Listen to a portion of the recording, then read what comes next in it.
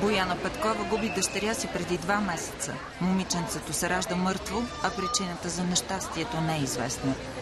Получих възможност да си поддържа бебето, да си я гушкам и за известно време да я разгледам. Така. А след това какво се случи с нея, знаете? Тя е кремирана като биологичен отпадък. Българското законодателство разрешава погребение или кремация само след издаване на акт за смърт.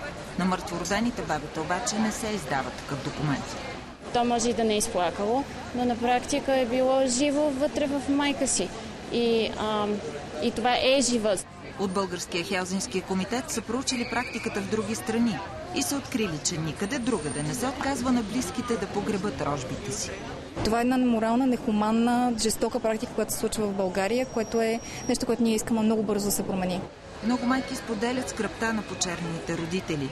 Малката Тея на 2 месеца, наколкото е щяла да бъде починалата дъщеря на Бояна. И ако бях на тяхно място, бих искала да си видя бебенството. Не бих искала да го изхвърляте така просто. От здравните власти майките получиха разбиране и подкрепа, но бяха пренасочени към правосъдното министерство, а над небето на София полетяха балони в памет на децата им.